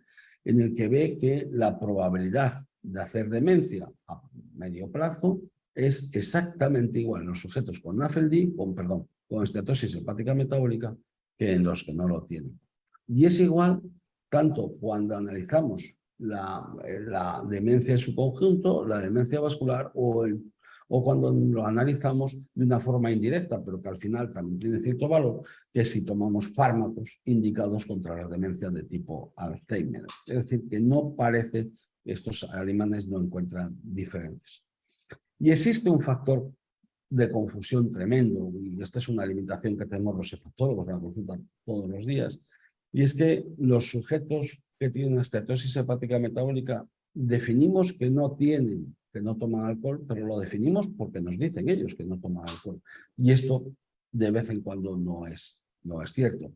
Y este es un trabajo extraordinariamente reciente, de hace unos pocos días, en el que unos autores que miden la concentración de alcohol mediante el toxiciclónido en pelo o en orina, pues nos demuestran que aproximadamente uno de cada 4 pacientes no nos dicen la verdad. Y aunque les hemos etiquetado de non-alcoholic, pues en realidad son sujetos que toman una cantidad moderada o excesiva de alcohol. Esto quiere decir, y este es un factor confusional, que en ninguno de los trabajos anteriores se ha podido resolver de forma satisfactoria, que en el futuro tendremos que ser un poco más precisos con la medición del alcohol para estar también seguros de lo que hablamos. Y cambio totalmente de parcela. Ya hemos hablado de trastornos neurocognitivos. 3 conclusiones. Parece existir una asociación. Parece que esta asociación es más intensa cuanto más avanzada está la enfermedad hepática, pero, por desgracia, tenemos factores de confusión que no hemos resuelto todavía. Y uno de ellos, sin duda, es el alcohol. Y ahora vamos a dedicar los próximos, ya sé que llevo mucho tiempo, vamos a intentar en no más de 5 o 10 minutos acabar la charla, para hablar de un aspecto que es, en vez de enfermedad hepática metabólica y psicosis y enfermedad hepática metabólica. ¿Por qué así? Porque ese es el orden. Primero la psicosis y después la enfermedad hepática metabólica, al contrario de lo que hemos hablado. Mira, este es un trabajo que hicimos entre el servicio de psiquiatría y el de digestivo de nuestro hospital. Da igual que sea psiquiatría primero o digestivo primero. Hicimos con un gran equipo que sigue trabajando conjuntamente, y el profesor Vázquez es uno de los responsables, igual que el profesor Crespo Facorro, que ahora está en Sevilla, es uno de los responsables. Bueno, nosotros lo que hicimos fue analizar en una corte de sujetos con un trastorno psicoafectivo muy bien determinado, porque en Cantabria, hay un estudio prospectivo desde hace muchos años en los que se sigue a todos los primeros episodios de psicosis de una forma prospectiva y a largo plazo, pues en un número significativo de pacientes, 295 pacientes que tenían un periodo de seguimiento de al menos 7 años, se intentó determinar la presencia de una enfermedad, de una esteatosis hepática metabólica mediante índices indirectos. Utilizamos índices indirectos de fibrosis, NAFLD Fibrosis Score y FID4, no les explico, 2 índices indirectos de fibrosis, o Fatty Liver Index, que ese ya sí que es lo que hemos dicho, que es un indirecto de esteatosis. Bueno, de los 295 pacientes, finalmente pudimos incluir a 195 pacientes que no tenían un Fatty Liver Index alto en el momento del diagnóstico de psicosis. Es decir, que cuando se les diagnostica psicosis, no tienen una esteatosis hepática metabólica. De estos, hay unos pocos, 34, que tienen un Fatty Liver Index indeterminado, y hay muchos, el 80%, que le tienen excluyente. Bien, esto es importante, ¿no? Nosotros vimos que había algunas pequeñas diferencias, pero no muchas, como ven aquí, entre los que tenían un Fatty Liver Index normal, bajo, y los que le tenían indeterminado, entre 30 y 60, que era fundamentalmente una edad discretamente diferente y un sexo masculino discretamente, bueno, en este caso sí era claramente diferente, había bastantes más hombres con un Fatty Liver Index indeterminado que mujeres. Bueno, les seguimos durante un periodo de 4 años y lo que vimos fue, primero, que durante estos 4 años se produjo un incremento muy importante en el número de pacientes que desarrollan una esteatosis hepática metabólica. Recordemos que son pacientes que de edad media tienen 30 años, es decir, son hombres y mujeres jóvenes. Y ya a los 4 años, es decir, con una edad media de no más de 35 años, ya tienen, más de 1 de cada 4 tienen una esteatosis hepática metabólica. Pero realmente importante es que vimos que aquellos sujetos que tenían un Fatty Liver Index totalmente normal, tenían una probabilidad de desarrollo de esteatosis hepática metabólica claramente inferior a la de aquellos sujetos que tenían un Fatty Liver Index indeterminado. De tal forma que estos que le tienen indeterminado, casi 2 de cada 3 desarrollan en 4 años una esteatosis hepática metabólica. Recordad que ninguno la tiene en el momento del corte, frente a menos del 20% de los que no tienen un Fatty Liver Index indeterminado. Y yo creo que esto es muy importante, porque lógicamente el tener o el no tener esta esteatosis hepática metabólica se asocia con muchas cosas, con una alteración de las transaminasas, pero también con una dislipemia aterogénica claramente más frecuente, o con una probabilidad más frecuente de tener hipertensión arterial, de tener obesidad, o de tener, como no, una hiperinsulinemia. Y recordemos que la hiperinsulinemia es un marcador muy importante de enfermedad inflamatoria de bajo grado. Es decir, en resumen, los enfermos que tienen una esteatosis hepática metabólica tienen con más frecuencia síndrome metabólico. Insisto en la importancia. Si sabemos que van a desarrollar una esteatosis hepática metabólica y que este va a ser un marcador de otras muchas cosas, va a ser un marcador de hipertensión, de dislipemia heterogénica, de hiperinsulinemia y de síndrome metabólico, y sabiendo que los pacientes con un trastorno psicoafectivo, una de sus principales causas de muerte prematura va a ser la cardiovascular, estaríamos en disposición de empezar a prevenir de una forma rápida esta mortalidad asociada no tanto a la esteatosis hepática metabólica como a la propia trastorno psicótico, que probablemente tiene que ver con algunas de las drogas que nos damos. Aunque cuando hemos analizado si había alguna predisposición mayor o menor por una droga que tuviera mayor o menor riesgo de estatosis hepática metabólica, no lo hemos visto. Bueno, en cualquier caso, vamos a seguir trabajando, en esto ya son las últimas diapositivas, vamos a seguir trabajando con intensidad los dos servicios juntos. De hecho, el profesor Vázquez y la profesora también, Arias Loste, de nuestro servicio, tienen un FIS conjunto en el que vamos a intentar afinar cuál es el efecto longitudinal de la coexistencia de estatosis hepática metabólica y riesgo vascular. Vamos a ver qué cambios neurocognitivos se producen en estos pacientes.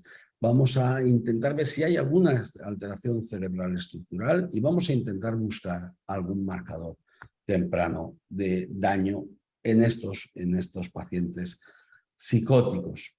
Asumimos varias hipótesis, asumimos que los enfermos que los enfermos con psicosis van a ser naïf a fármacos, si no les vamos a desechar. Vamos a asumir que solos vamos a coger primeros episodios de psicosis.